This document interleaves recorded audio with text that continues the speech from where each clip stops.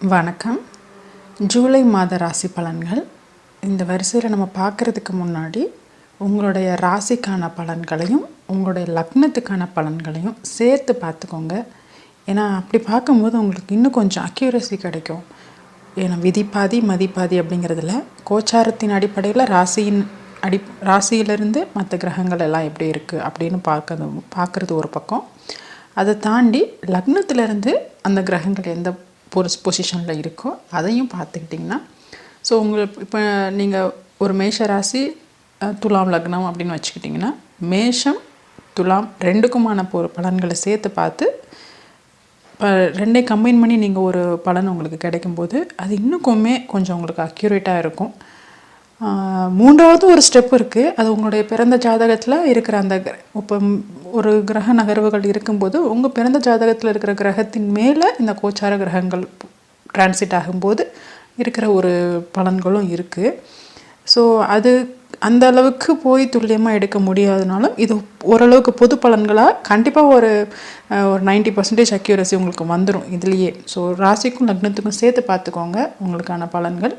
நம்ம இப்போ வீடியோக்குள்ளே போகலாம். ஒவ்வொரு ராசிக்குமான ஜூலை மாத ராசி பலன்களை பார்த்துருவோம். கடக ராசியினருக்கான ஜூலை மாத ராசி பலன்கள். கடக ராசியினருக்கு மாத தொடக்கத்தில் 10ஆம் இடத்தில் செவ்வாய் ஆட்சி பெற்று 8இல் அமர்ந்த வக்ரசனியின் 3ஆம் பார்வையை பெறுகிறது. இது தொழில் அல்லது வேலையில் மாற்றத்தினை கொண்டு வர முயற்சியை கொடுக்கும்.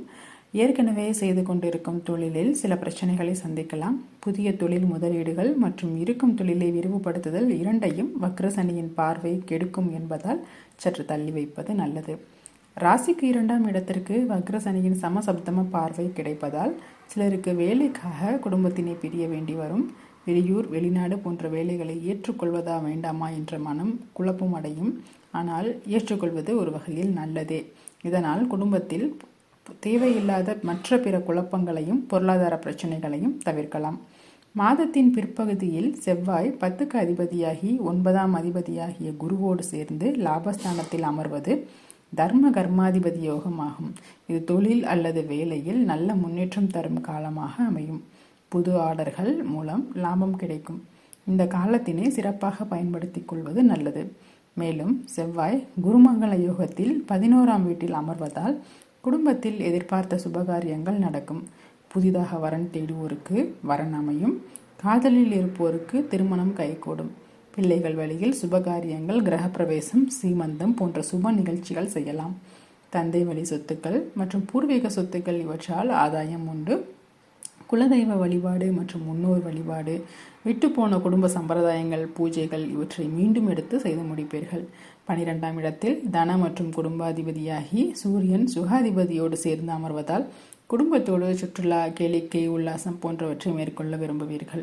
சிலருக்கு வெளிநாடு சென்று வரும் வாய்ப்பும் குடும்பத்திற்கு தேவையான சில வசதிகளையும் செய்து மகிழ்வீர்கள். அதற்காக சிறு சிறு விரயங்களையும் செய்வீர்கள். மாணவர்களுக்கு ராசியில் அமர்ந்த புதன் நிறைந்த அறிவு மற்றும் ஞாபக சக்தியை கொடுக்கும்.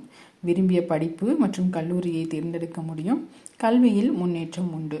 செவ்வாய் குருமங்கள யோகத்தில் இருந்து 7ஆம் இடத்தை பார்ப்பதால் வாழ்க்கை துணையோடு இருந்து வந்த கருத்து வேறுபாடு நீங்கும். அந்யோன்யம் அதிகரிக்கும். வயதானவர்களுக்கு ஜீவனஸ்தானத்தை வக்ரசனி பார்ப்பதால் சர்க்கரை மற்றும் இரத்த அழுத்தத்தை சீராக வைக்கவும். மாத பிற்பகுதியில் ஜீவனாதிபதி குருவோடு சேர்ந்து அமர்வதால் பெரிய பிரச்சனைகள் இல்லை. மொத்தத்தில் கடகராசிக்கு இந்த மாதம் அஷ்டம சனியிலும் புத்துணர்ச்சி தரும் மாதமாக அமையும். இதுபோல் ஒவ்வொரு ராசிக்குமான ஜூலை மாத ராசி பலன்கள் தனித்தனி வீடியோவாக அப்லோட் செய்யப்பட்டுள்ளது. மேலும் ராசி பலன்கள், மாத பலன்கள், பயிற்சி பலன்கள் ஒவ்வொரு மாதமும் பெறுவதற்கு சப்ஸ்கிரைப் செய்து கொள்ளுங்கள்.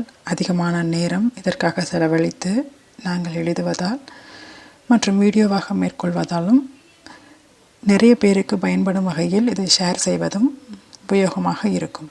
நன்றி.